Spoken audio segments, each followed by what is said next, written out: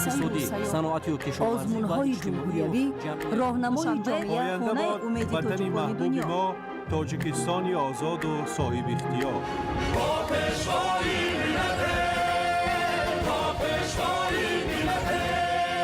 دوست باشید، اتفاق باشید، شکرانه همین دولت کنید، شکرانه همین سرزمین کنید، شکرانه کنید که چنین وطن عزیز و محبوب دارید.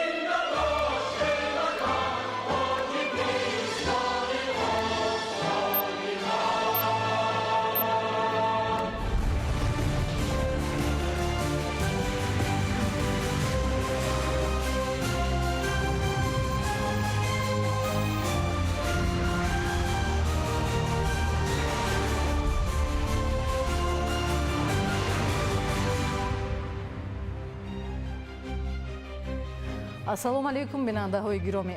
нашри муфассали барномаи иттилоотии ахборро мустақиман аз телевизиони Тоҷикистон манзуратон мегардонем. 14 ноябр дар қасри миллат президенти ҷумҳурии Тоҷикистон пешвои миллат муҳтарам Эмомалӣ Раҳмон раиси шӯрои Федератсияи Маҷлиси Федералии Русия Валентина Матвиенкоро ба ҳузур пазируфтанд. дар вохӯрӣ масоили ҳамкории Тоҷикистону Русия дар чорчӯби шарикии стратегӣ ва муносибатҳои ҳампаймонӣ аз ҷумла робитаҳои байнипарлумонӣ муҳокима гардид.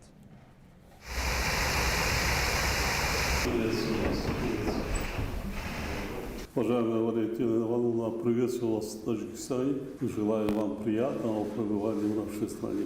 Главное, что мы попали в такую теплую дружескую атмосферу, гостеприимству Таджикистана, по-моему, нет ни границ, ни пределов. Глубоко уважаемый господин президент, я благодарю вас за возможность встретиться с вами и также поблагодарить за возможность провести выездное заседание Совета Межпарламентской ассамблеи СНГ в Душанбе.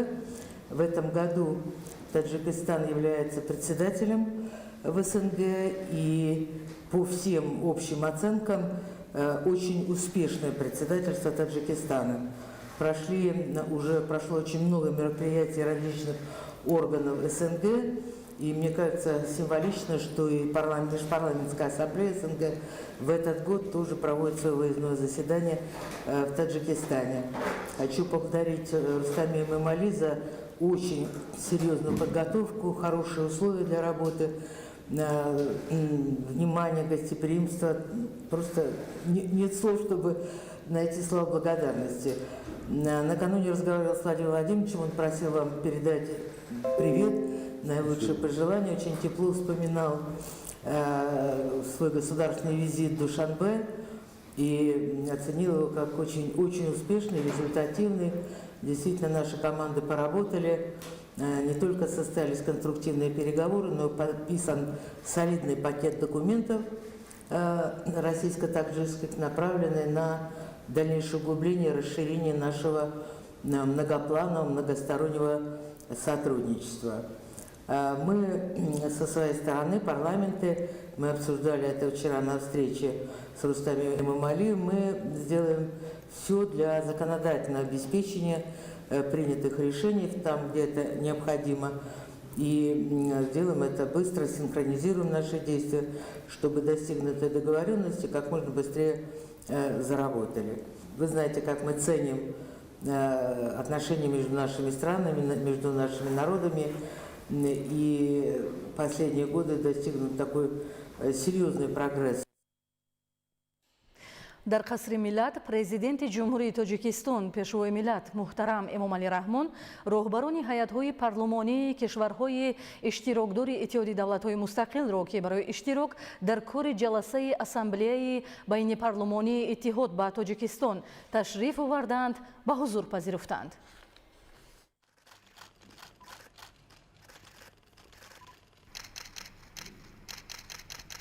14 ноябр дар қасри миллат президенти ҷумҳурии Тоҷикистон пешвои миллат муҳтарам Эмомалӣ Раҳмон роҳбарони ҳайатҳои парлумонии кишварҳои иштирокдори иттиҳоди давлатҳои мустақилро ки барои иштирок дар кори ҷаласаи ассамблеяи байнипарлумонии иттиҳод ба Тоҷикистон ташриф оварданд به حضور پذیرفتند. رهبر دولت محترم امامعلی رحمان تاکید نمودند که اسامبله بین پارلمانی میدان مهم مکالمه همه‌جانبه و سازنده بین کشورهای اشتراکدار اتحاد می باشد و در دایره آن امروزها کارهای زیادی مجموعی انجام داده می شود. فعالیت اسامبله بین پارلمانی در برابر تشکل و مطابق سازی قانونگذاری کشورهای اشتراکدار چندین سمت‌های دیگر کلیدی همکاری را از جمله در بخش‌های سیاسی، امنیتی، اقتصادی و اجتماعی و گومانیتری فرا می‌گیرد. اظهار داشتند در رابطه با این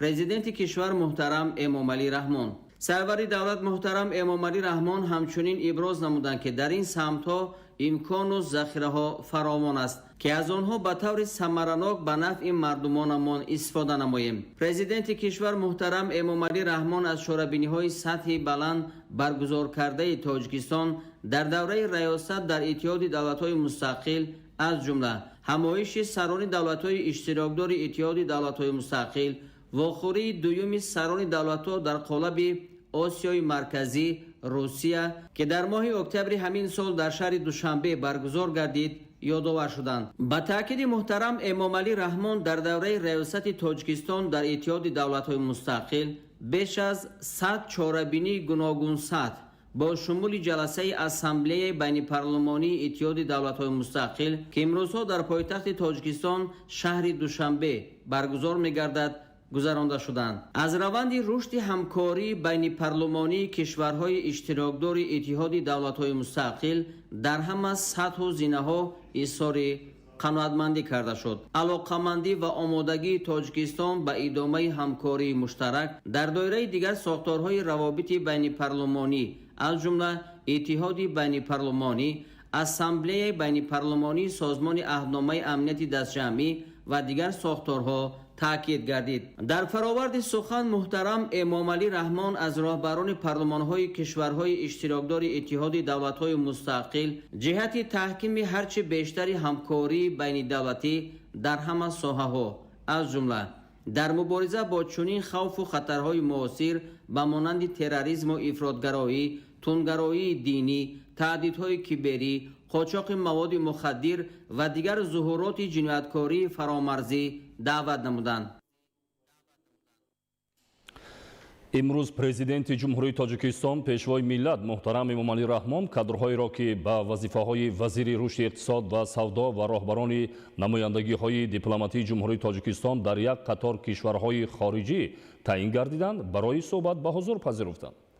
با فرمانهای پرزیدنت جمهوری تاجیکستان زوقی‌زاده زوقی از وظیفه وزیر رشد اقتصاد و سودا آزاد شده، عبدالرحمانزاده عبدالرحمان که دارای سابقه کاری و تجربه کافی در مقامات دولتی می باشد، وزیر رشد اقتصاد و سودا تعیین گردید.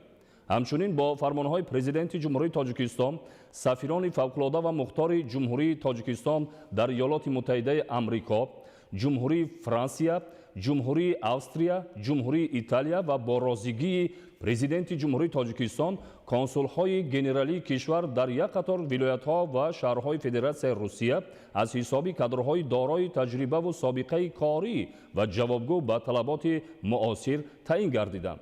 ضمن صحبت پرزیدنت جمهوری تاجیکستان پیشوای ملت محترم امامعلی رحمان با راهبریت نوی وزارت رشد اقتصاد و سودا دایر به بهسازی تحلیل‌های اقتصادی، دریافت راه و وسیله‌های نوی پیشرفت و ترقیات، تیزانیدن روند رقمی‌کنانی و استفاده با ثمر از امکانات ذهن صنعی سپارش‌های مشخص دادند.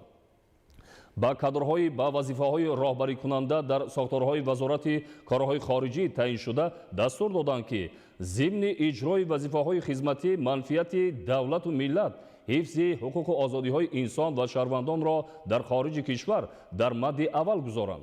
سپارش‌های دخلدار همچنین دایر به رشد مناسبت‌های گوناگون جنبه با کشورهای نامبرده از جمله در سمت جلب سرمایه خارجی، رشد روابط اقتصادی و اجتماعی و فرهنگی داده شد. فرمان پرزیدنت جمهوری تاجیکستان درباره از وظیفه وزیر رشد اقتصاد و سودای جمهوری تاجیکستان آزاد نمودن زوقی‌زاده. مطابق ماده 69 کنستیتوسیای جمهوری تاجیکستان فرمان می‌دهم ذوقی زاده ذوقی امین با سبب به کار دیگر گذاشتن از وظیفه وزیر رشد اقتصاد و سودای جمهوری تاجیکستان آزاد کرده شود. فرمان مذکور برای تصدیق به مجلس عالی جمهوری تاجیکستان پیشنهاد کرده شود. پرزیدنت جمهوری تاجیکستان امامعلی رحمان شهر دوشنبه 14 نوامبر سال 2025. فرمان پرزیدنت جمهوری تاجیکستان درباره از وظیفه سفیر فوق‌العاده و مختار جمهوری تاجیکستان در ایالات متحده آمریکا آزاد نمودن امرعلی زاده مطابق ماده 69 کنستیتوسیای جمهوری تاجیکستان فرمان می‌دهد امرعلی زاده فراخ محمود با سبب به کار دیگر گذاشتن از وظیفه سفیر فوق‌العاده و مختار جمهوری تاجیکستان در ایالات متحده آمریکا آزاد کرده شود. پرزیدنت جمهوری تاجیکستان امامعلی رحمان شهر دوشنبه 14 نوامبر سال 2025. فرمان پرزیدنت جمهوری تاجیکستان درباره از وظیفه سفیر فوق‌العاده و مختار جمهوری تاجیکستان در جمهوری استریا آزاد نمودن قلندر مطابق ماده 69 کنستیتوسیای جمهوری تاجیکستان فرمان می‌دهم قلندر ایدیبک با سبب به کار دیگر گذاشتن از وظیفه سفیر فوق‌العاده و مختار جمهوری تاجیکستان در جمهوری استریا و همزمان سفیر فوق‌العاده و مختار جمهوری تاجیکستان در رومانیا، سفیر فوق‌العاده و مختار جمهوری تاجیکستان در جمهوری اسلواکیا، سفیر فوق‌العاده و مختار جمهوری تاجیکستان در ونگریا، سفیر فوق‌العاده و مختار جمهوری تاجیکستان در شاهیگری نروژ و نماینده دائمی جمهوری تاجیکستان در سازمان امنیت و همکاری در اروپا و سازمان‌های دیگری بین الخلقی آزاد کرده شود. پرزیدنت جمهوری تاجیکستان امامعلی رحمان شهر دوشنبه 14 نوامبر سال 2025. فرمان پرزیدنت جمهوری تاجیکستان درباره از وظیفه سفیر فوق‌العاده و مختار جمهوری تاجیکستان در جمهوری فرانسه آزاد نمودن عبیدالله مطابق ماده 69 کنستیتوسیای جمهوری تاجیکستان فرمان می‌دهد عبیدالله جمال‌الدین محمد سعید با سبب به کار دیگر گذاشتن از وظیفه سفیر فوق‌العاده و مختار جمهوری تاجیکستان در جمهوری فرانسه و همزمان سفیر فوق‌العاده و مختار جمهوری تاجیکستان در جمهوری ایتالیا آزاد کرده شود. پرزیدنت جمهوری تاجیکستان امامعلی رحمان شهر دوشنبه 14 نوامبر سال 2025. فرمان پرزیدنت جمهوری تاجیکستان درباره وزیر رشد اقتصاد و سودای جمهوری تاجیکستان تعیین نمودن عبدالرحمان زاده مطابق ماده 69 کنستیتوسیای جمهوری تاجیکستان فرمان می‌دهم عبدالرحمان زاده عبدالرحمان سفرعلی وزیر رشد اقتصاد و سودای جمهوری تاجیکستان تعیین کرده شود. فرمان مذکور برای تصدیق به مجلس عالی جمهوری تاجیکستان پیشنهاد کرده شود. پرزیدنت جمهوری تاجیکستان امامعلی رحمان شهر دوشنبه 14 نوامبر سال 2025. فرمان پرزیدنت جمهوری تاجیکستان درباره سفیر فوق‌العاده و مختار جمهوری تاجیکستان در ایالات متحده آمریکا تعیین نمودن ذوقی زاده مطابق ماده 69 کنستیتوسیای جمهوری تاجیکستان فرمان می‌دهد ذوقی زاده ذوقی امین سفیر فوق‌العاده و مختار جمهوری تاجیکستان در ایالات متحده آمریکا تعیین کرده شود. پرزیدنت جمهوری تاجیکستان امامعلی رحمان شهر دوشنبه 14 نوامبر سال 2025. فرمان پرزیدنت جمهوری تاجیکستان درباره سفیر فوق‌العاده و مختار جمهوری تاجیکستان در جمهوری استریا تعیین نمودن جابیر منوچهر مطابق ماده 69 کنستیتوسیای جمهوری تاجیکستان فرمان می‌دهم جابیر منوچهر سفیر فوق‌العاده و مختار جمهوری تاجیکستان در جمهوری استریا تعیین کرده شود. پرزیدنت جمهوری تاجیکستان امامعلی رحمان شهر دوشنبه 14 نوامبر سال 2025. فرمان پرزیدنت جمهوری تاجیکستان درباره سفیر فوق‌العاده و مختار جمهوری تاجیکستان در جمهوری فرانسه تعیین نمودن حامدزاده مطابق ماده 69 کنستیتوسیای جمهوری تاجیکستان فرمان می‌دهد حامدزاده جمشید تغی سفیر فوق‌العاده و مختار جمهوری تاجیکستان در جمهوری فرانسه تعیین کرده شود. پرزیدنت جمهوری تاجیکستان امامعلی رحمان شهر دوشنبه 14 نوامبر سال 2025. фармони президенти ҷумҳурии тоҷикистон дар бораи сафири фавқулода ва мухтори ҷумҳурии тоҷикистон дар ҷумҳурии Италия таъин намудани Убайдулло.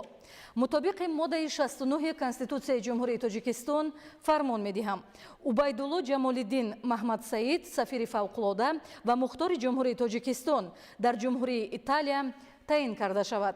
Президенти ҷумҳурии тоҷикистон Эмомалӣ Раҳмон шаҳри Душанбе 14 ноябри соли 2025. имрӯз дар шаҳри Душанбе дар доираи чорабиниҳои ассамблеяи байни парламентии давлатҳои иштирокдори Иттиҳоди давлатҳои мустақил дар майдони Дӯстӣ дар маҷмаи ёдгории ваҳдати миллӣ ва эҳёи Тоҷикистон маросими гулчанбаргузорӣ бар пояи муҷассамаи Исмоили Сомонӣ баргузор гардид. дар чорабинӣ роҳбарони парлумонҳо ва сарони ҳайатҳои вакилони давлатҳои иштирокчии ассамблеяи байни парламентии Иттиҳоди давлатҳои мустақил иштирок доштанд. маросим дар фазои тантанавӣ доир шуда рамзи эҳтиром ба мероси таърихӣ ва давлатдории халқи тоҷик маҳсуб мешавад.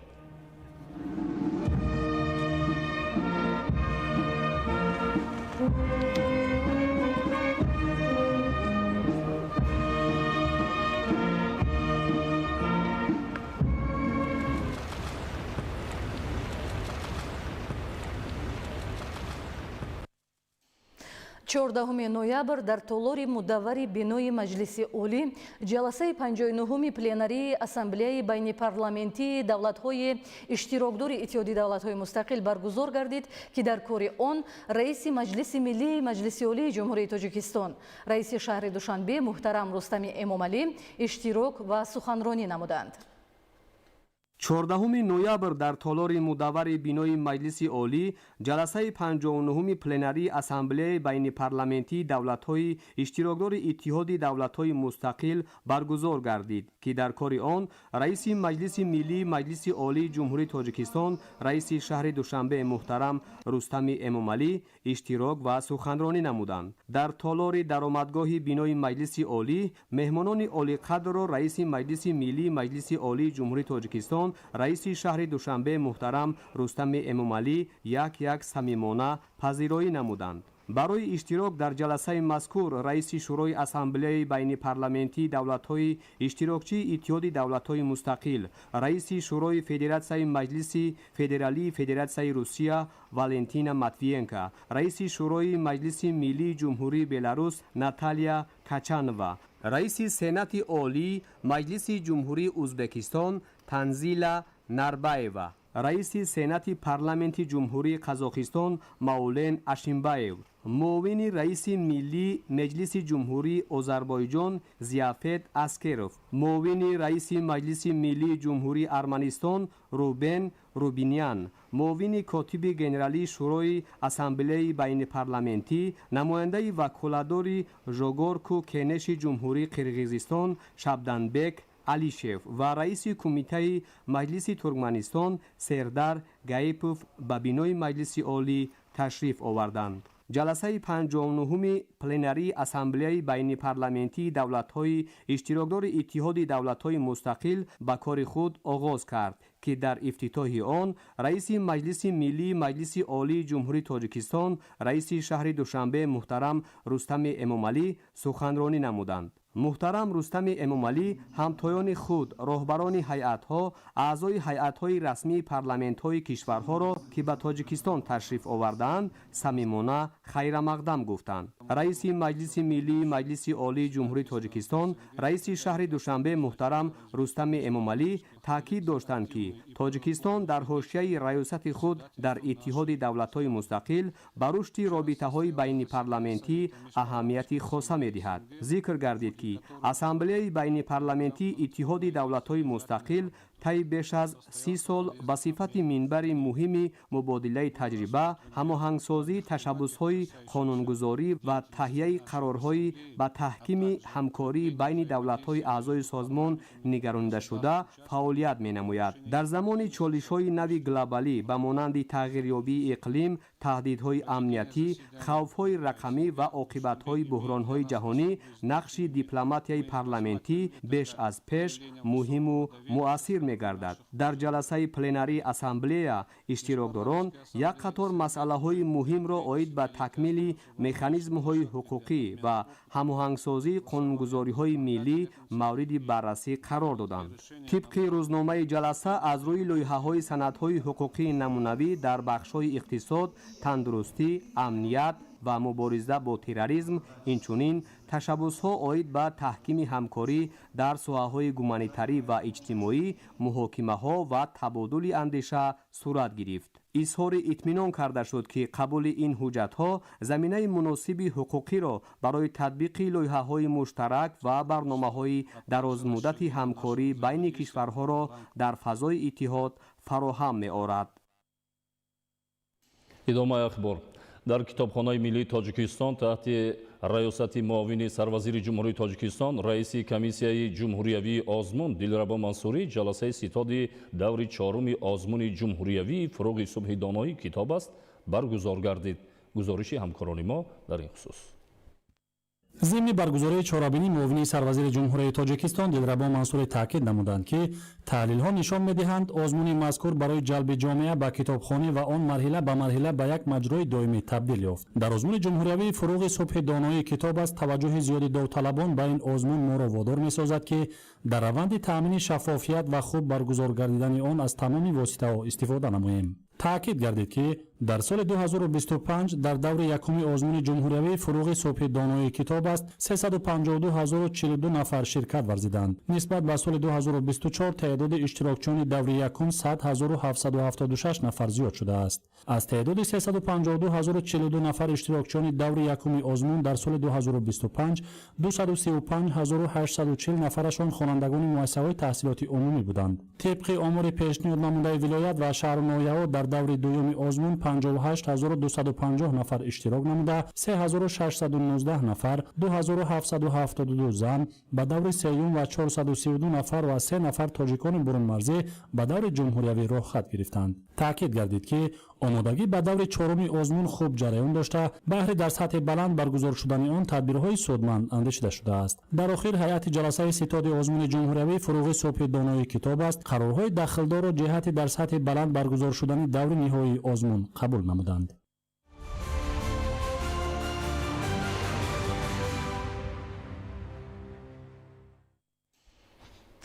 аз ҳисоби кишти тирамоҳӣ ҳамасола 827,000 тонна ғала истеҳсол мешавад. аз ин рӯ хоҷагидорон ва кишоварзонро зарур аст дар ҳама мавсим ба тавсияи олимону мутахассисон аҳамият дода кишт ва парвариши зироати кишоварзиро ба роҳ монанд.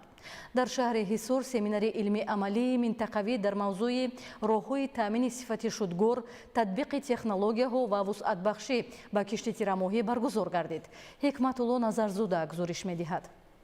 иштирокчиёни семинари илмии амалии минтақавӣ дар мавзӯи роҳҳои таъмини сифати шудгор, татбиқи технологияҳо ва вусъатбахшӣ ба кишти тирамоҳӣ нахуст бо иштироки муовини сарвазири ҷумҳурии Тоҷикистон Сулаймон Зиёзода дар шаҳри Ҳисор бо фаъолияти гармхонаи замонавии хоҷагии деҳқонии Меҳан 2025 шинос шуданд. масоҳати умумии гармхонаи муосир 2 гектарро ташкил дода ҳосили помидор, бодринг, қаламфури ширину тез ва қулфинаи фаровон аст. дар баробари навъҳои воридотӣ тухмиҳои офаридаи олимон низ дар ин ҷо мутобиқ ва ҳосили дилхоҳ дода истодаанд. ҳам навъи душанбе ва ҳам навъи вахш омӯзиш карда истодааст ва дар омӯзиш дида мешавад ки инҳо аз ҷиҳати ҳосилнокӣ, аз ҷиҳати нашъу намо ва аз ҷиҳати хусусан бошадагар дар шароити гармхона хеле мутобиқ мебошанд. дар қатори Рухшона Комилова дар ин гармхона боз чандин бонувони хонашин бо кори доимӣ таъмин шудаанд. ин ҷо барояшон мактаби таҷриба ва беҳтар гардидани сатҳи зиндагӣ гардидааст. феълан шумораи умумии сокинон ки дар ин гармхона бо кори доимӣ таъмин гардидаанд ба 60 нафар мерасад. бо истифода аз технологияи муосир ва имкониятҳои фарохи ин бахш масоҳати гармхонаҳои доимамалкунанда дар шаҳри Ҳисор наздик ба 10 гектар ва аз ин ҳисоб ҳаҷми истеҳсоли сабзавоти барвақтӣ афзоиш ва бозорҳои шаҳрҳои Ҳисору Душанбе таъмин карда мешаванд. як сол зиёд мешавад ки дар ҳамин гармхона кор ва фаъолият карда истодаем. баргӯша мегирем, мақсад дору мекунем, ҳаматарафа чизе ки ҳамин даркоя дар ин помидор кулум никоя нигоҳбин мекунем. алафрӯи зиёдатиша мегирем. Барои занакҳои хонашин хело осон шудагие ки омада кор мекунанд, бо чанд ҳунар дига барои худшон ёд мегиранд. таҷрибаи кишоварзони шаҳри ҳисор махсусан барзгарони кооперативи истеҳсолии латиф муродов нишон дод ки кишти тирамоҳӣ бо ҳосили баланд нисбат ба кишти баҳорӣ афзалият дорад. агар дар кишти тирамоҳӣ обу ғизо бо меъёр таъмин бошад, дар ин сурат панҷазании гандум ки дар сохтори кишти тирамоҳӣ мавқеи хоса дорад беҳтар мегардад ва устувории худро ба сардиҳо таъмин мекунад. иштирокчиёни семинар аз нашунамои ғалат дар ин хоҷагӣ ки дар ҳолати панҷаронӣ ва рӯзҳои наздик ғизои аввал дода мешавад дидан намуданд ва ҳавасмандии худро ҷиҳати дастрас намудани тухмӣ аз ин хоҷагӣ изҳор намуданд. мана баъди ягон 10 рӯз марҳилаи панҷарониш мешавад. ин озиқаша додан дар кор барои ҳосили хуб гирифтан. навъҳои гандум аст ки аз ҳар вақт корҳои агротехник гузаронда шавад, аз зиёда аз 50-60 сантин албатта зиёдтар ҳосил гирифтан мумкин аст. кишоварзон бояд тамоми имкониятҳоро истифода намуда бо истифода аз рӯзҳои мусоид шудгор ва киштро дар заминҳои обию лалмӣ ба пуррагӣ гузаронанд. дар заминҳои лалмии хоҷагии истеҳсолии зироаткорӣ академияи илмҳои кишоварзии тоҷикистон аллакай ин кор рафта истодааст. шудгоре ки тавассути тракторҳои тасмачарх гузаронида мешавад барои зиёд намудани намнокии заминҳо ва ҳаво додани қабати чуқурии замин заминаи мусоид фароҳам меорад. дар ин баробар кишти ғалладонагиҳо тавассути тухми пошакҳо ҳам муҳим аст. ҳоло дар тамоми шаҳру ноҳияҳо марказҳои хизматрасонӣ таъсис ва онҳо бо тракторҳои тасмачарх ва тухми пошакҳо таъминанд. намояндагони соҳаи кишоварзии шаҳру ноҳияҳои тобаи ҷумҳурӣ дар қисми назариявии семинари илмию амалии минтақавӣ дар мавзӯи роҳҳои таъмини сифати шудгор, татбиқи технологияҳо ва вусъатбахшӣ ба кишти тирамоҳӣ маъруза карда дар рафти семинар олимон ба масъалаҳои коркарди асосӣ ва беҳтар кардани ҳолати мелиоративии хок ки гарави баланд шудани ҳосилнокии зироат дар заминҳои обӣ ва лалмӣ мебошад, инчунин кишти барвақтии зироатҳои сабзавотӣ ва зиёд намудани майдони гармхонаҳои доимо амалкунанда ҳамчун асоси танзими нарх дар бозорҳои истеъмолӣ таваҷҷӯҳ зоҳир намуданд.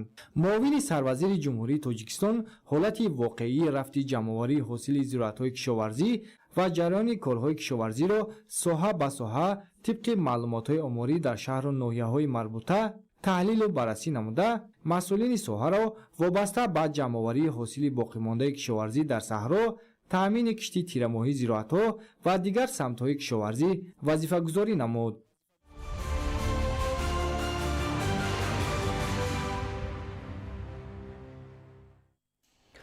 рӯзи президенти ҷумҳурии тоҷикистон ки ба ҷасорату матонати баланд ва низоми самараноки идоракунӣ алоқаманд аст, чун рукни муҳимест ки дар таҳкими сулҳу суботи кишвар дар айёми соҳибистиқлолӣ беназир ва дар ташаккули давлатдории миллӣ асос дониста мешавад. ба ифтихори ин рӯз дар вазорату идораҳо ва шаҳру ноҳияҳои кишвар чорабиниҳои тантанавӣ доир гардид. ҳамкорони мо гузориш медиҳанд.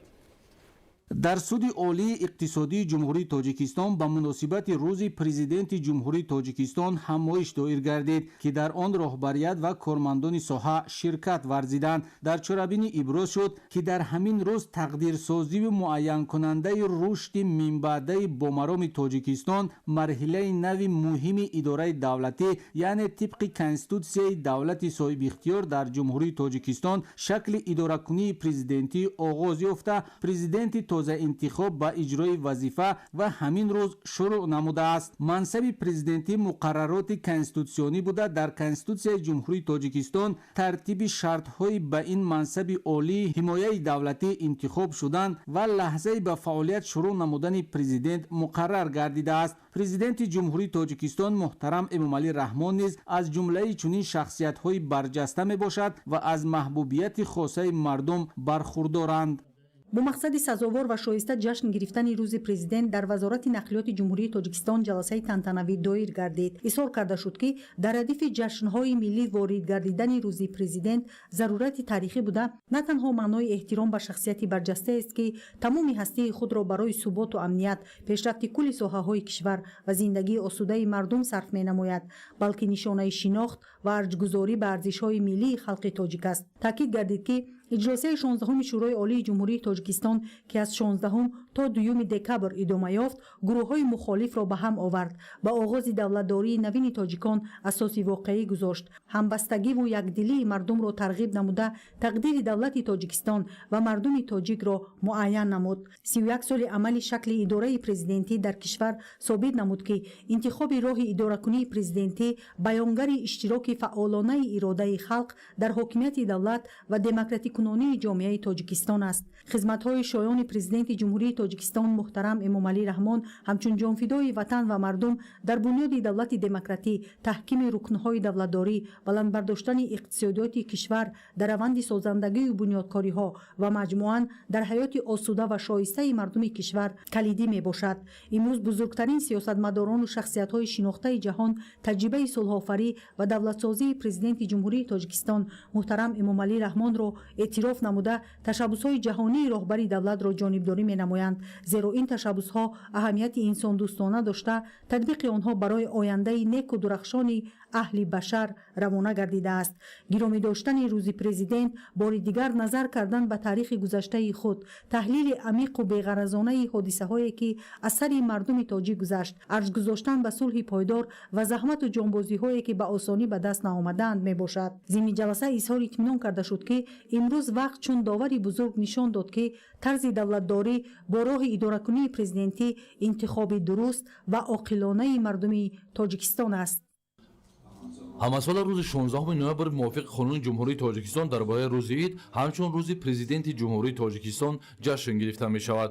бо ин мақсад дар кумитаи телевизион ва радиои назди ҳукумати ҷумҳурии тоҷикистон бо иштироки масъулин, коршиносони соҳа ва рӯзноманигорон ҳамоиш баргузор гардид. дар ҳамоиш таъкид гардид, ки маҳз дар ҳамин рӯзи таърихӣ, яъне 16 ноябри соли 1994 пешвои маҳбуби миллат муҳтарам Эмомалӣ Раҳмон бори нахуст ҳамчун президенти ҷумҳурии тоҷикистон дар назди халқу ватан савганд ёд карданд. ҳамчунин дар ҳамин сол дар аввали конститутсияи тоҷикистони соҳиби истиқлол, ки аз тарафи мардум қабул карда шуд, шакли идории тоҷикистон ба шакли ҷумҳурии президентӣ табдил дода шуд. иброз гардид, ки хушбахтона гузаштан ба низоми президентӣ на танҳо боиси наҷоти давлату миллат, балки омили рушди устувори тамоми соҳаҳои идораи давлатӣ, аз ҷумла иқтисодиёт, сиёсат, фарҳанг, маориф ва дигар соҳаҳо гардид. иброз гардид, ки имрӯз таҳти роҳбарии президенти ҷумҳурии тоҷикистон пешвои миллат муҳтарам Эмомалӣ Раҳмон кишвари мо дар арсаи ҷаҳонӣ соҳиби обрӯи бесобиқа гашта, таҷрибаи сулҳи тоҷикон мавриди омӯзиши бисёре аз кишварҳои ҷаҳон қарор гирифтааст. ҳамин аст, ки рушди босуботи кишвар, тинҷиву осудагӣ ва сатҳи зиндагии мардуми мо хеле боло рафта, тоҷикистон ба яке аз кишварҳои амнтарини дунё табдил ёфтааст. дар кумитаи давлатии идораи замин ва геодезии ҷумҳурии тоҷикистон бахшида ба рӯзи президенти ҷумҳурии тоҷикистон чорабинии тантанавӣ баргузор шуд.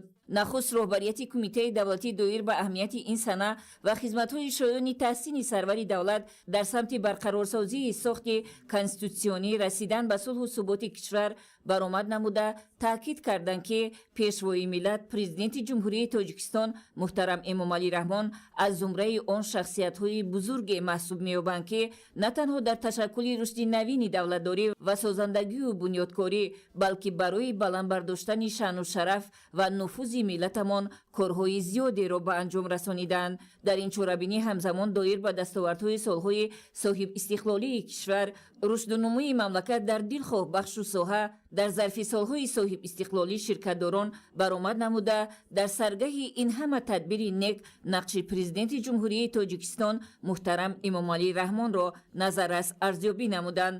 устоди академияи идоракунии давлатии назди президенти ҷумҳурии тоҷикистон дар мавзӯи пешвои миллат, роҳнамову роҳкушои миллат маъруза намуда, ҳамзамон дар робита ба шакли идораи президентӣ зикр намуданд, ки сохти идоракунии президентӣ дар ҷумҳурии тоҷикистон такони ҷиддие барои эҳё ва дигаргуниҳои куллӣ ва тағйири низоми арзишҳои миллӣ ҷиҳати рушди минбаъдаи кишварамон заминаи воқеӣ гузошт. дар идомаи чорабинӣ гуфта шуд, ки муҳимтарин амал барои рушди истиқлоли кишвар 16 ноябри соли 1992 дар қасри арбоби шаҳри хуҷанди бостонӣ баргузор гардидани иҷлосияи 16-уми шӯрои олии ҷумҳурии тоҷикистон мебошад. ин иҷлосия ва асноди ҳуқуқии он дар ҳифзи давлатдории миллӣ ва инкишофи ниҳодҳои демократӣ дар тоҷикистон нақши муайянкунанда бозид.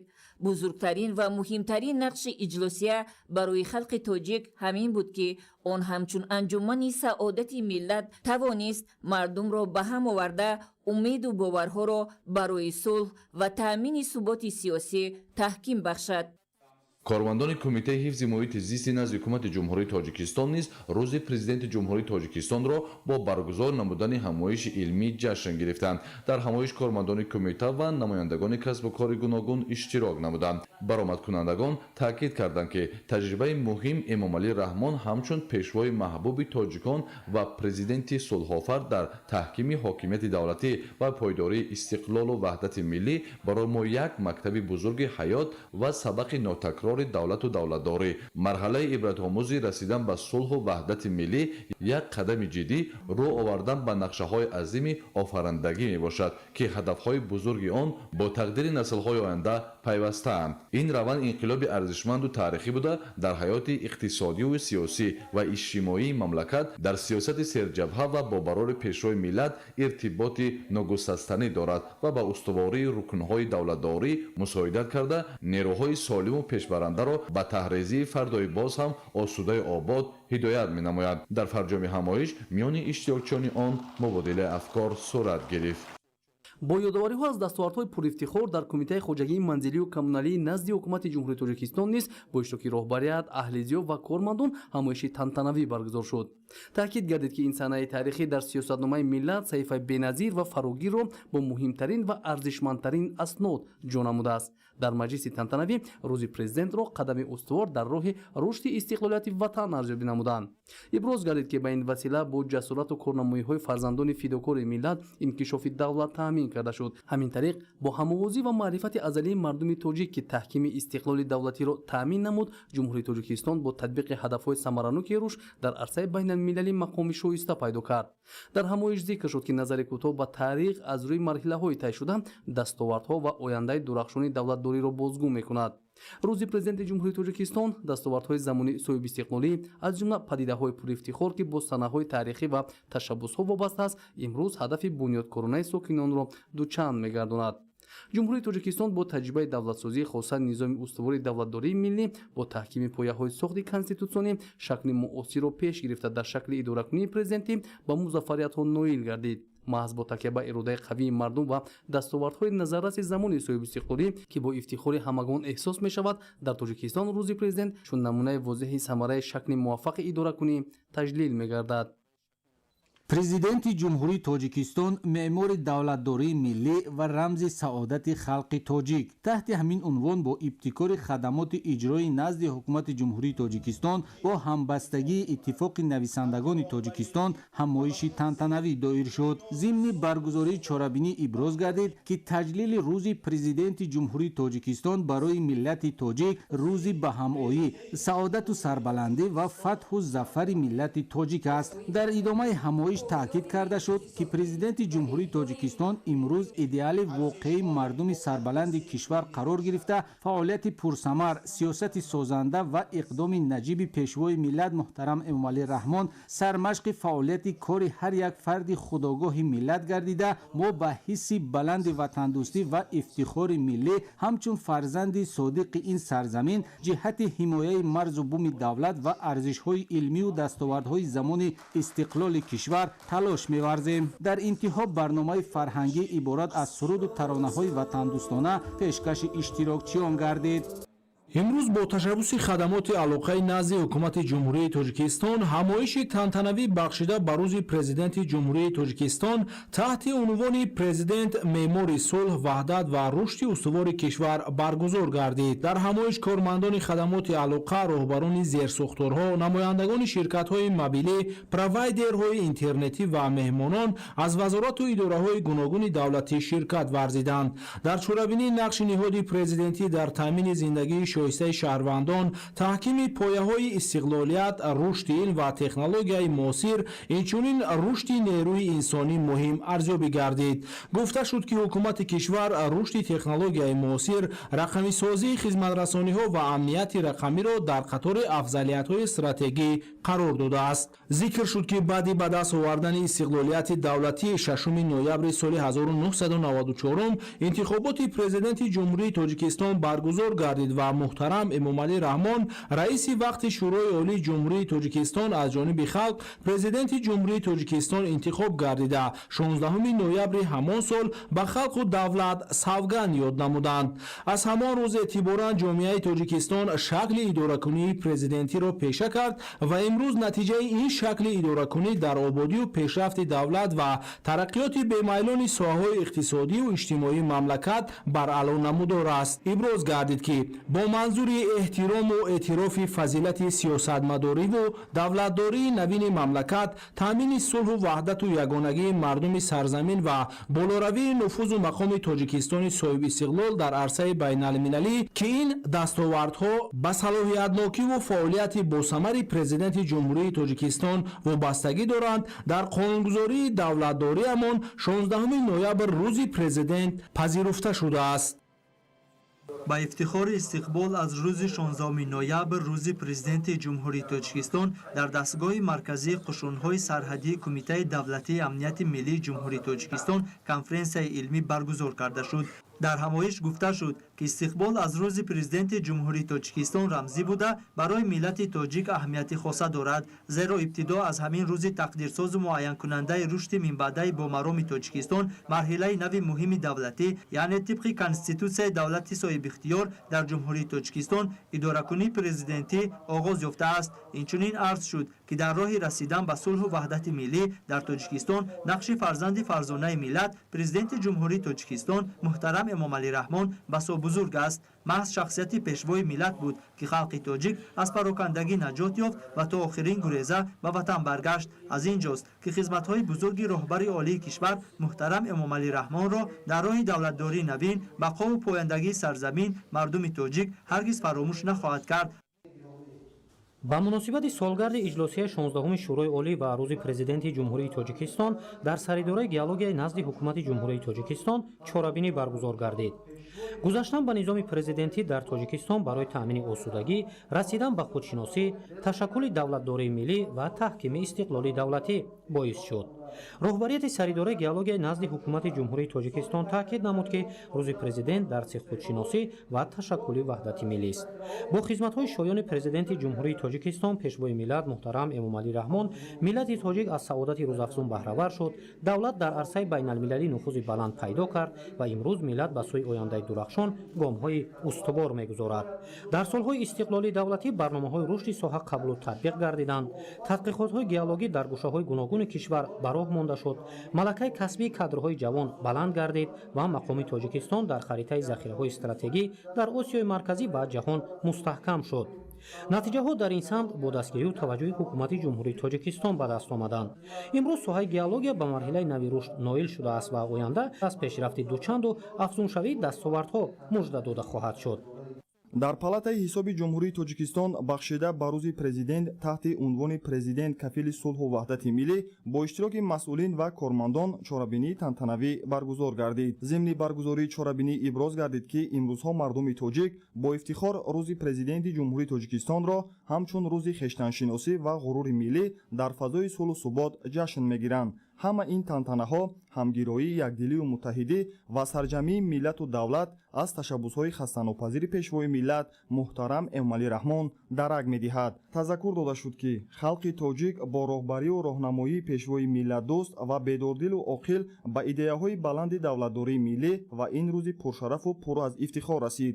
бо шарофати сиёсати хиратмандонаи пешвои миллат муҳтарам Эмомалӣ Раҳмон дар кишвар даҳҳо санадҳои меъёрӣ ба тасвиб расиданд, ки тавассути онҳо иқтисоди миллӣ рушди бештар ёфт. дар Тоҷикистон рӯзи президент барои ин миллати соҳибхират ҷашну пурифтихор мебошад, зеро маҳз бо шабзиндадориҳо ва талошҳои сарвари давлат оромӣ сулҳу субот амнияти миллӣ ҳифзи манфиатҳои ҳаётан муҳим ва пешбурди сиёсати хориҷӣ таъмин гардид. ин ҳама ифтихор ва сарфарозии миллати тамаддунофари тоҷикро боз ҳам бештар намуд. бахшида ба рӯзи президенти ҷумҳурии тоҷикистон ва иҷлосии 16-уми шӯрои олии ҷумҳурии тоҷикистон бо иштироки кормандон ва собиқадорон дар агентии назорати давлатии энергетикӣ назди президенти ҷумҳурии тоҷикистон чорабинӣ баргузор гардид. иштирокдорон доир ба корнамоӣ ва талошҳои пайвастии президенти ҷумҳурии тоҷикистон муҳтарам эмомалӣ раҳмон дар самти расидан ба ҳадафҳои созанда, фароҳам овардани шароити арзанда барои сокинон ва дастовардҳои беназири даврони истиқлолияти давлатӣ суханронӣ карданд. таъкид гардид ки ба даст овардани истиқлолияти энергетикӣ яке аз ҳадафҳои стратегии ҳукумати ҷумҳурии тоҷикистон ба ҳисоб меравад ва барои амалишавии он сарвари давлат тамоми кӯшишу ғайрати худро равона сохтанд. имрӯз мо бо ифтихор гуфта метавонем ки сатҳи хизматрасонӣ дар тамоми соҳаҳо беҳтар гашта рӯз то рӯз мардуми шарифи тоҷикистон ба сӯи пирӯзӣ гомҳои устувор мегузоранд. президенти ҷумҳурии тоҷикистон мактаби давлатдории миллиро эҳё намуданд ки барои обрӯ ва ташаккули ҳуввияти миллӣ арзиши муҳими сиёсӣ дорад. дар баробари ин президенти мамлакат ҳамчун сиёсатмадори сатҳи ҷаҳонӣ бо пешниҳоду ташаббусҳои байналмилалӣ дар сатҳи ҷаҳонӣ мақоми хоса дошта ин маҳбубият на танҳо боиси боварию эътиқоди мардуми тоҷикистон балки ифтихори тамоми тоҷикони ҷаҳон аст. олимони академияи илмҳои кишоварзии тоҷикистон низ рӯзи президенти ҷумҳурии тоҷикистонро бо баргузор кардани чорабинии тантанавӣ таҷлил намуданд. зикр карда шуд ки боби 4-уми конститутсия ниҳоди конститутсиониву ҳуқуқии президентро пурра ифода мекунад. бо назардошти дигаргуниҳои сиёсиву иҷтимоӣ зарурати ба роҳ мондани шакли идоракунии президентӣ ба миён омад. қонуни конститутсионӣ дар бораи интихоботи президенти ҷумҳурии тоҷикистон қабул гардид ки он талабот, ташкил, гузарондани интихобот, ҷамъбасти он ва дигар масъалаҳоро танзим менамояд. дар замони соҳибистиқлолӣ зери сарварии президенти ҷумҳурии тоҷикистон пешвои миллат муҳтарам эмомалӣ раҳмон тоҷикистон дар доираи 4 ҳадафи стратегӣ ба қадамҳои устувор рушду пешрафт намуд ки яке аз онҳо таъмини амнияти озуқаворӣ мебошад.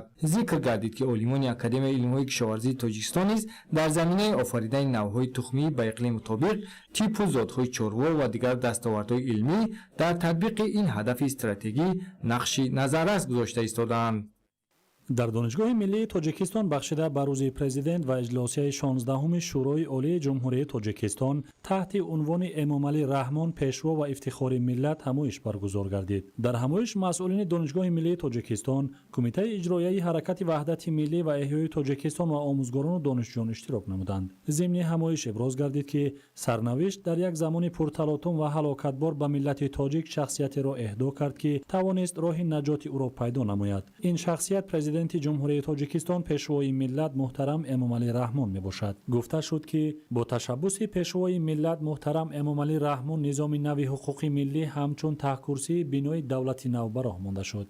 низоми мазкур бо назардошти меъёрҳои ҳуқуқи байналмилалӣ ва ислоҳоти ҳуқуқӣ аз ҷониби тамоми мардуми давлатҳои мухталиф пазируфта шуда, тоҷикистон дар арсаи байналмилалӣ ҳамчун давлати воқеан демократӣ, ҳуқуқбунёд ва дунявӣ шинохта шуд.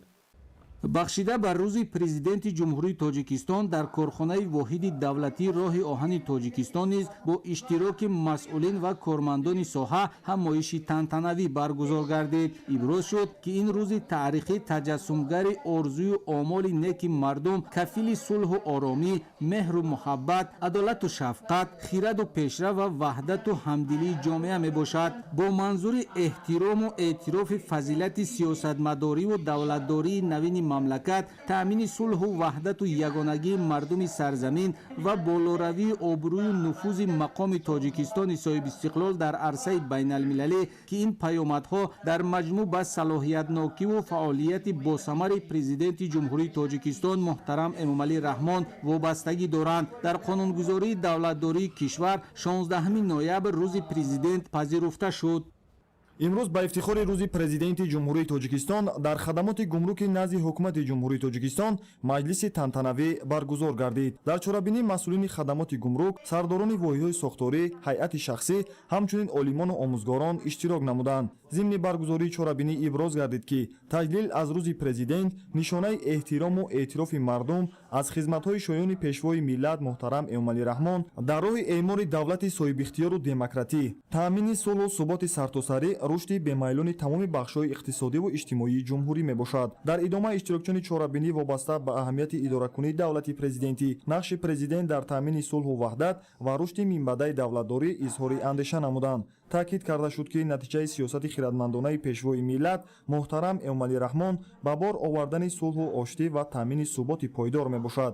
дар аҳди истиқлол тамоми ҷанбаҳои ҳаёти ҷомеа рушд намуда, корҳои ободонӣ, созандагӣ ва татбиқи барномаҳои миллӣ бо маром идома доранд. ба таъкиди иштирокчиёни чорабинӣ, сиёсати созандаи президенти ҷумҳурии Тоҷикистон моро водор месозад ки то барои таҳкими рукунҳои давлатдории навини миллӣ, рушди устувори иқтисодӣ ва баланд бардоштани сатҳи некӯаволии мардум тамоми нерӯ, донишу таҷриба ва масъулияти касбии худро равона созем.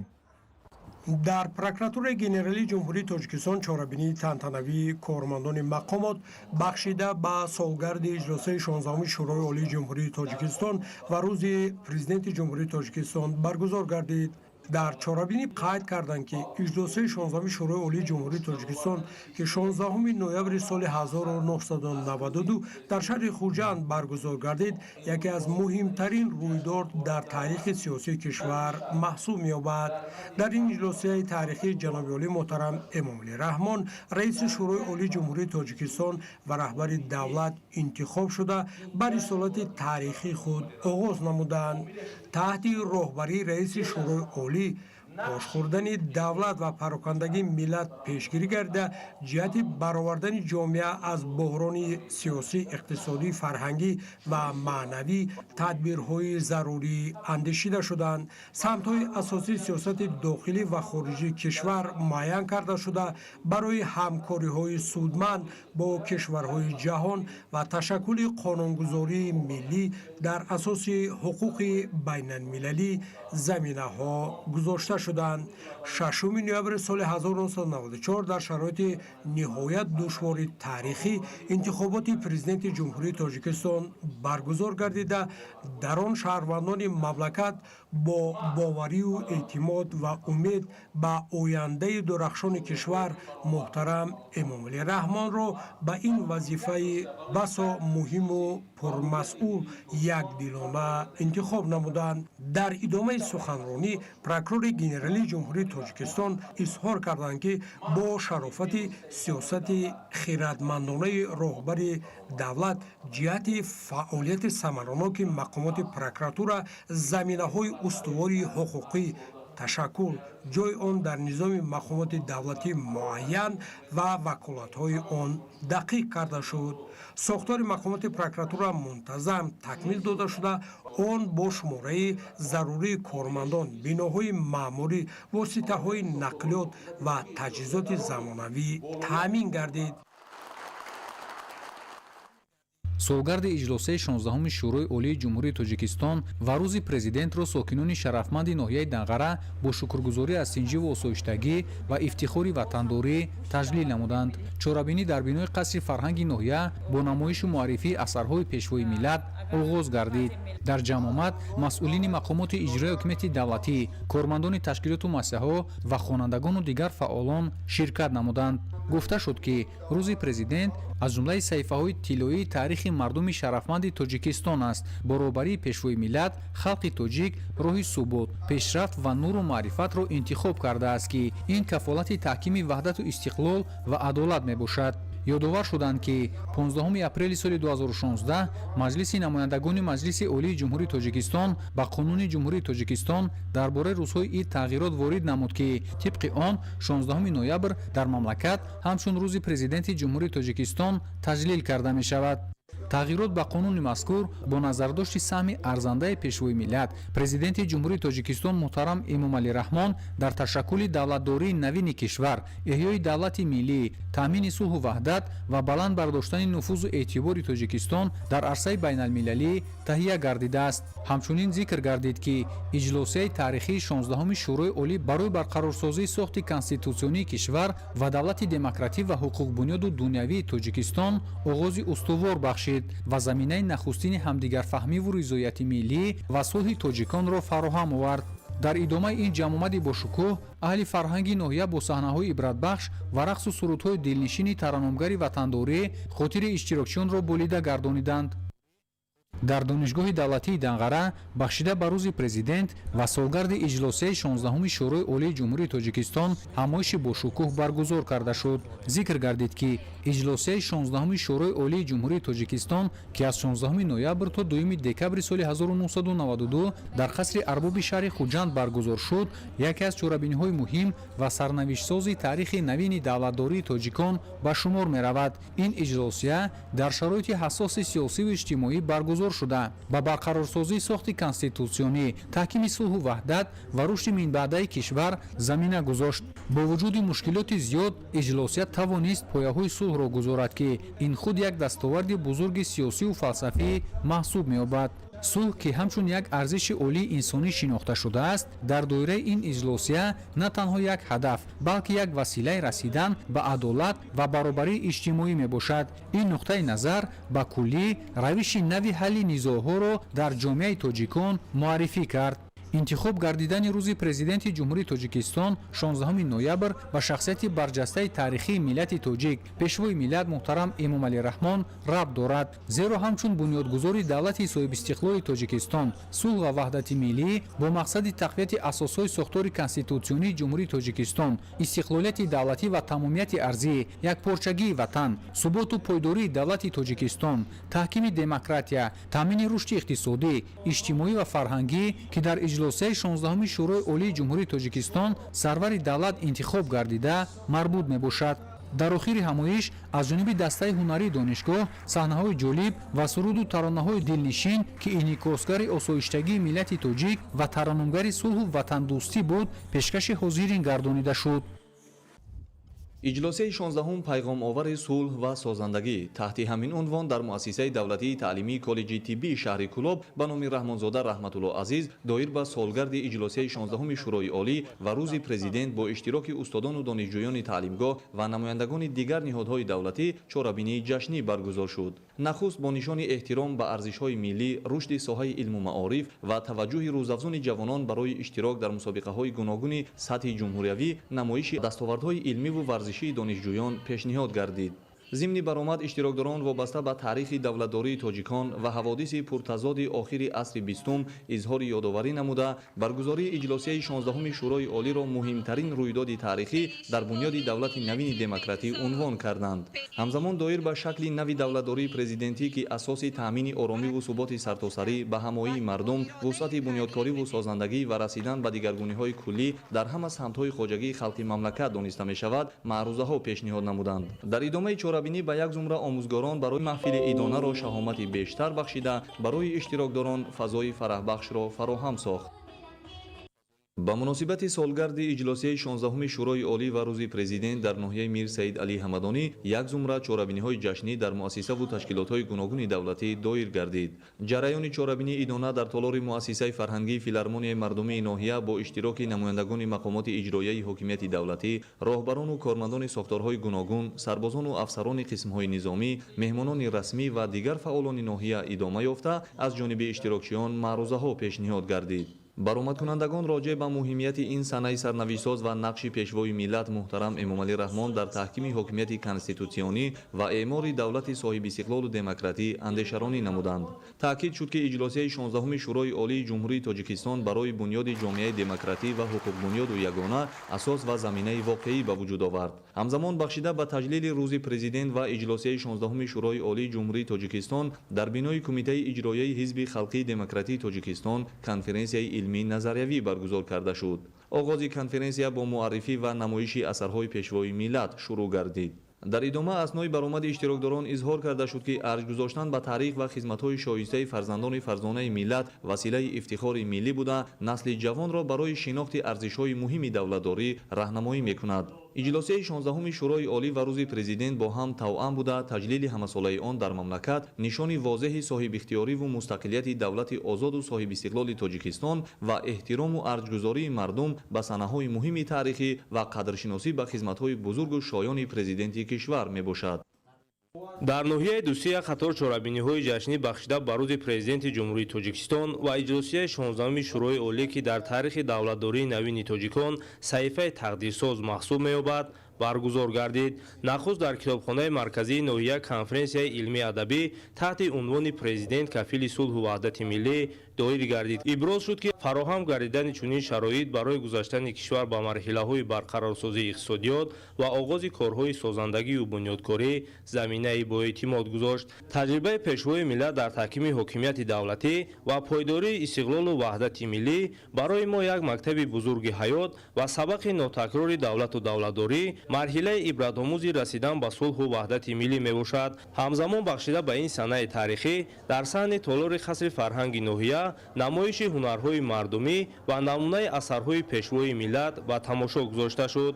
Ҳамчунин дар ин намоишгоҳ дастовардҳои ҷавонон, варзишгарони ноҳия ва ҳунари дастии занону бонувони чирадаст муаррифӣ карда шуд. Қисмати тантанавии чорабинӣ бахшида ба рӯзи президент ва иҷлосияи 16-уми Шӯрои Олии Ҷумҳурии Тоҷикистон дар толори қасри фарҳанги ноҳия доир гардид. таҷлил намудани рӯзи президент ва иҷлосияи 16-уми Шӯрои Олии Ҷумҳурии Тоҷикистон дар саросари кишвари азизамон дар он таҷассум меёбад ки хизматҳои бузургу мондагори абармарди майдони сиёсат пешвои миллат муҳтарам Эмомалӣ Раҳмон буд ки мо ба чунин рӯзҳои нек ва рӯзгори осоишта расидем.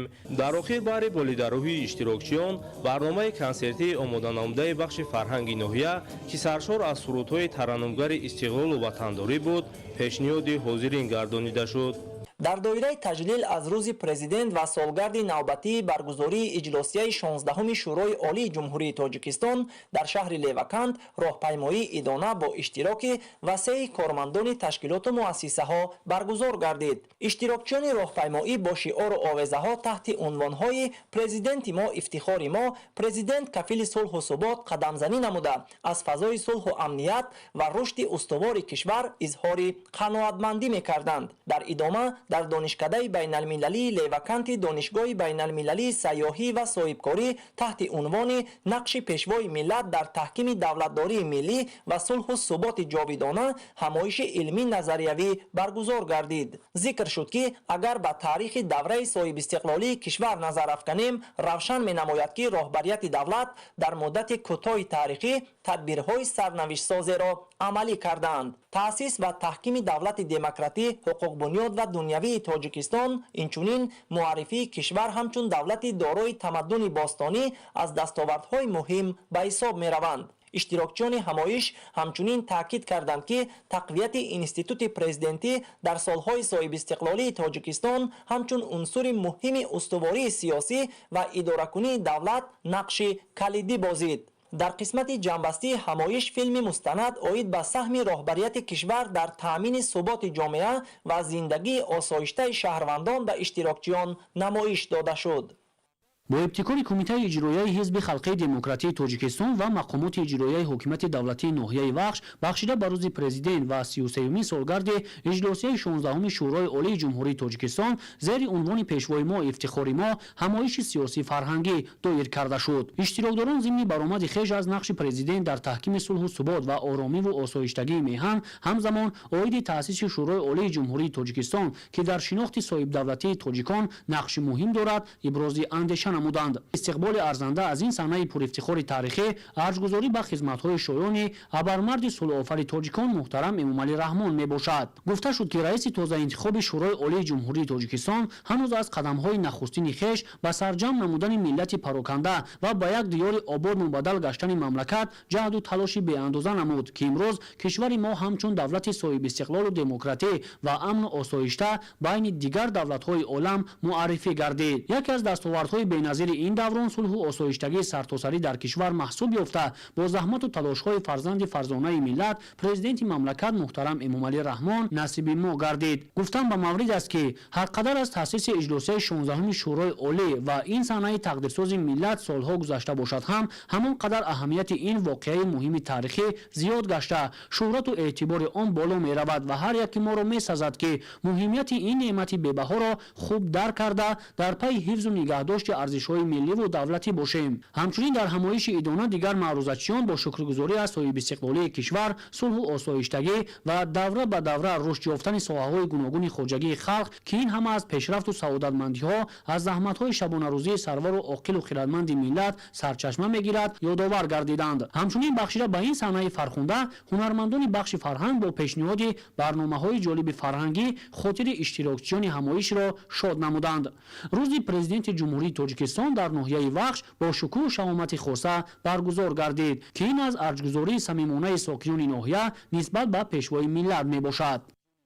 با مقصدی در سطح بلند سیاسی تجلیل و برگزار نمودن روز پرزیدنت جمهوری تاجیکستان با اشتراک نمایندگان مقامات اجرایی حکومت دولتی، کمیته اجرایی حزب خلقی دموکراتی تاجیکستان در شهر استرافشان و دیگر مسئولین و کارمندان در جمعیت سهامی گشاده شبکه‌های تقسیمات برق شهر استرافشان چورابینی خاطرمان برگزار گردید. سهم بی‌نظیر رهبر دولت در اعمار دولت حقوق بنیاد دنیوی و یگانه، بنیاد نیروگاه‌های عظیم انرژتیکی، تبدیل یافتن جمهوری تاجیکستان به کشوری ترانزیتی، بنیاد انشاءات مقتدر ساحه‌های اقتصادی و اجتماعی، دستگیری عالمان و متخصصان در ساحه علم و بلند برداشتن مقام آموزگار در جامعه نوین خلق تاجیک از موضوع‌هایی بودند که در چورابینی مذکور مورد نظر قرار گرفتند. از جمله تاکید کرده شد که جشن گرفتن روز پرزیدنت جمهوری تاجیکستان این قبل از همه احترام و اعتقاد به ملت و دولت، کشور امن و آسایشته، آباد و گلگل شکوفان، صلح و وحدت پایدار، شکل دموکراتی دولتداری پرزیدنتی و ارج گذاشتن به خدمت‌های ماندگار اساسگذار صلح و وحدت ملی پیشوای ملت پرزیدنت جمهوری تاجیکستان محترم امامعلی رحمان محسوب می‌یابد. زیرا امروز تمام ساکنان شرفمند جمهوری تاجیکستان با شکرگزاری از وطن تنج و آسایشته و شرایط‌های فراهم آورده حکومت مملکت جهت تطبیق و عملی سازی دستور و برنامه‌های دولتی و ساحوی سهم ارزشمند گذاشتن در رشد بی‌سابقه مملکت بهشت‌آسا و باز هم بهتر گردیدن سطح نیکواحوالی مردم کمری همت بستند. در روند چهاربینی مذکور اشتراکداران دایر به مضمون و محتوای اجلاسیه تاریخی و تقدیرساز 16 شورای عالی جمهوری تاجیکستان، تنتنه صلح و آسایشتگی و اعمار دولت دموکراتی حقوق بنیاد و دنیوی معروضه‌ها قرائت کردید. ساکنان سربلند ولایت مختار کوهستان بدخشان به افتخار گرامیداشت 33مین سالگرد اجلاس 16 شورای عالی جمهوری تاجیکستان و روز پرزیدنت که برای هر یک شهروند کشور جشن مقدس، بزرگ و واقعا تاریخی به حساب می‌رود، با رویه بلند مهم‌پرستی تجلیل نمودند. ساکنان ولایت مختار کوهستان بدخشان میوه شادبار استقلال دولتی را چشیده در این مدت در تمام جبهه‌های حیاتا مهم به نتیجه‌های نظررس نائل گردیدند. به خاطر این صحنه‌های مبارک در تئاتر ولایتی به نام مهربان نظروی شهر خوروخ چورابینی تنتنوی دایر گردید. گفته شد که ملت تمدن آفر و آریای نژاد تاجیک در طول موجودیت خود مسیر خیلی پرپیچ و تاب و ناهموار را طی نموده، مانع‌های بزرگ را پس سر نموده است. در این روند از همه جهت آب و تاب یافته، نه تنها تاریخ خود را بنیاد ساخت، بلکه در آفرینش تاریخ عمومی انسانی نیز سهم مناسب گذاشته ایستاده است. پایه‌های تمدن و فرهنگش را استوار نموده، به دیگر تمدن و فرهنگ‌ها تاثیر مثبت رساند. در قلمرو دولتداری آن که تاریخ هزار ساله ها دارد، شهرها قامت افراخته، علم و اختراعکاری و هنرمندی رو به انکشاف داشتند. اجلاس 16 به رمز خرد سیاسی، قوی بودن اراده ملی و مسئولیت تاریخی تبدیل یافت. مس در همین اجلاسیه رهبر نو انتخاب گردید و روش قبول شد که کشور را به سمت صلح، ثبات و وحدت ملی برد. این اجلاسیه آغاز مرحله نو دولت سازی و احیای استقلالیت واقعی دولتداری بود. ابراز گردید که 34 سال صاحب استقلالی وطن محبوبمان تاجیکستان تحت رهبری و راهنمایی پیشوای ملت سرور مملکت محترم امامعلی رحمان نه تنها انقلاب بزرگ در حیات تاجیکان به وجود آورد، بلکه جایگاه، نقش و سهم دولت و ملت تاجیک را در عرصه جهانی نیز استوار و بارز نمود. در فرجام چهاربینی برنامه پرمحتوای فرهنگی که ترنمگر سرودهای مهم‌پرستی، صلح و ثبات کشور و آزادی مهم میباشند منظور علی تالار گردانیده شد. در دوره تجلیل صحنه‌های مقدس و تاریخی اجلاس 16 شورای عالی جمهوری تاجیکستان و روز پرزیدنت تاجیکستان در ناحیه شهر نو یکچند انشاءات تعیناتش گوناگون مورد بهره برداری قرار گرفت. масъулини ноҳия нахуст зимни ифтитоҳи нуқтаи фурӯши сӯзишворӣ дар деҳаи қаҳрамони ҷамоати деҳоти сабо иштирок намуданд. таъкид гардид ки иншооти мазкур бо ташаббуси соҳибкорони маҳаллӣ дар партави дастуру ҳидоятҳои пешвои миллат муҳтарам эмомалӣ раҳмон сохта ба истифода дода шуд. ҳамчунин дар назди муассисаи таҳсилоти миёнаи умумии рақами 6 ноҳия як толори варзишии замонавӣ мавриди баҳрабардорӣ қарор гирифт. иншооти варзишӣ аз 2 ошона иборат буда, дар ошонаи дуюм толори маҷлисӣ сохта шудааст. толори варзишӣ бо тамоми шароити муосир бунёд гардида баҳри ҷалби хонандагон ба варзиш имконияти мусоидро фароҳам месозад. дар доираи таҷлили иҷлосияи таърихӣ ва рӯзи президент ҳамчунин дар деҳаи нурободи ҷамоати деҳоти истиқлол як муассисаи таълимии 2 ошона иборат аз 18 синфхона ба истифода дода шуд. бинои нави таълимӣ барои 462 хонанда дар як баст пешбинӣ шудааст. зимни чорабинии тантанавӣ ки дар толори мақомоти иҷроияи ҳокимияти давлатии ноҳияи шаҳри нав баргузор гардид, таъкид шуд ки муҳимтарин дастоварди иҷлосияи 16-уми шӯрои олии ҷумҳурии тоҷикистон он буд ки мардуми кишвар дар атрофи муҳтарам эмомалӣ раҳмон муттаҳид гардиданд. дар қисмати фарҳангии чорабинӣ суруду таронаҳои аҳли ҳунар пешкаши ҳозирин гардид. рӯзи президенти ҷумҳурии тоҷикистонро сокинони ноҳияи файзобод дар як сатҳи баланд ва хушнудӣ бо иштироки масъулини мақомоти иҷроияи ҳокимияти давлатии ноҳия ва сокинон ҷашн гирифтанд. ҳозирин иброз доштанд ки ҷои ифтихор аст ки имрӯз таҷрибаи сулҳи тоҷиконро ҷомеаи ҷаҳонӣ ҳамчун як мактаби бузурги сулҳофарӣ ва ҳалли низоъҳо эътироф намуданд. зикр шуд ки дар фазои сиёсии ҷумҳурӣ пешвои оқилу дурбин муҳтарам эмомалӣ раҳмон барои нигоҳ доштани давлату давлатдории замонавӣ ва аз аввали фаъолияти худ заҳмат кашид. заҳмату кӯшишҳои пешвои барҳақ на танҳо натиҷаҳои назаррас доранд, балки дар муддати кӯтоҳтарин пешниҳод ва амалигардонии ҳадафҳои стратегӣ дар кишвар, ояндабинӣ бо эътимод, баҳри дурнамои инкишофи иқтисодию иҷтимоӣ, пешбурди муносибатҳои дипломатии эътимоднок бо кишварҳои муштарак, ташаббускорӣ дар ҳалли масъалаҳои ҷаҳонӣ ва минтақавӣ, устувор гардонидани давлатдории дунявӣ дар асоси принсипҳои демократӣ ва дигар хислатҳои муҳими сиёсатмадори тоҷик, пешвои миллат муҳтарам эмомалӣ раҳмон дар сатҳи ҷаҳонӣ устувор гардонидани мавқеи тоҷикистон дар ҷомеаи ҷаҳонӣ ва эътирофи миллати тоҷик ҳамчун миллати тамаддунофар саҳми босазо гузошта истодааст. дар идомаи чорабинӣ ба як қатор кормандони соҳа барои саҳми арзанда гузоштан дар рушди соҳа ифтихорномаҳо тақдим карда шуд. дар охири ҷамъомад барои болидагии иштирокчиён чорабинии рангини фарҳангӣ дар васфи сулҳу субот бо як шукӯҳи баланд доир гардид. идомаи ахбор. дар иёлоти муттаҳидаи амрико таҳти унвони садои тоҷикистон барномаи фарҳангӣ баргузор гардид ки ҳадафи он муаррифии арзишҳои миллӣ, анъанаҳои бой ва ҳунару фарҳанги мардуми тоҷик ба ҷомеаи байналмилалӣ мебошад. ин чорабинии пуршукӯҳ таваҷҷӯҳи зиёдро ҷалб намуда, имкони намоишу симои фарҳангии кишварро дар сатҳи ҷаҳонӣ фароҳам овард. тафсилот дар гузориши навбатӣ. ҳавои Вашингтон қалби амрико давоми чанд рӯз садои тоҷикона дошт.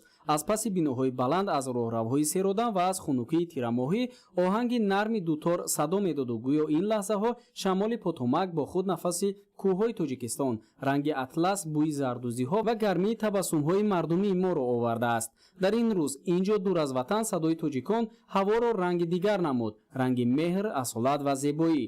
дар шаҳри Вашингтон, пойтахти иёлоти муттаҳидаи амрико, барномаи фарҳангӣ таҳти унвони садои тоҷикистон бо шаҳомат баргузор гардид. ин маросим бӯи тоҷикона дошт. гӯё ҳавои толор аз атрақи кӯҳҳои фон пур, аз накҳати нону чою зардузии дастӣ, аз гармӣ ва табассуми самимии тоҷикона холӣ набуд. суруду рақсҳо, либосҳои атлас, оҳанги рубобу дутор, ҳама якҷоя фазоро ба порчаи хурди тоҷикистон табдил дода буд. ҳар меҳмон новаста аз куҷо буданаш эҳсос мекард ки ба дунёи меҳру расомӣ ва ҳунару таърих ворид шудааст. дар миёни Вашингтони дурдаст ин шом мисли чашмаи равшан бӯи ватанро меовард. бӯи хоксорӣ, бӯи фарҳанг, бӯи тоҷикистони пешоҳангу ташаббускор. чорабинии фарҳангӣ садҳо дӯстдорони ҳунару мусиқии тоҷиконро дар маркази дипломатияи иёлоти муттаҳидаи амрико гирд овард. дар оғози барнома намоиши либосҳои миллӣ ва ҳунарҳои дастии тоҷикӣ ба тамошо гузошта шуд. чодарҳои зардузӣ, атласу адрас, намунаҳои кандакорӣ ва зебосозии анъанавӣ диққати меҳмононро ба худ ҷалб намуд.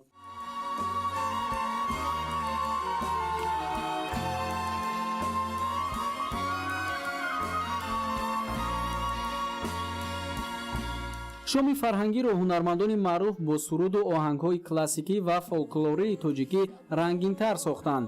иҷрои рақсҳои миллӣ, садои дутор, рубоб ва ғижак ба ҳозирин фарҳанги бостонии тоҷиконро муаррифӣ намуд. ҳадафи асосӣ танҳо пешниҳоди фарҳанги гуногунранги тоҷикон ба ҷомеаи байналмилалӣ ва таҳкими робитаҳои фарҳангии миёни Тоҷикистону Иёлоти Муттаҳидаи Амрико ва ҳифзу гиромидошти арзишҳои миллӣ арзёбӣ мегардад.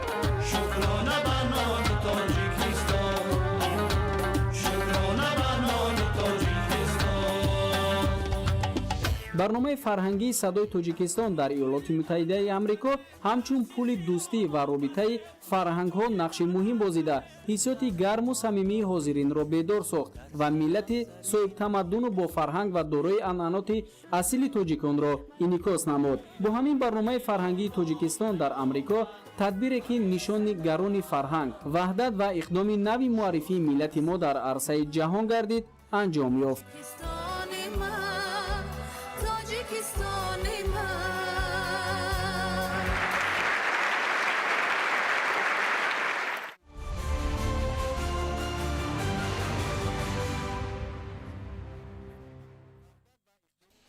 бинандаҳои азизу гиромӣ, ин буд нашри муфассали барномаи иттилоотии ахбор. бар шумо зиндагии ободу осоиштаро таманно дорем. саломат бошед.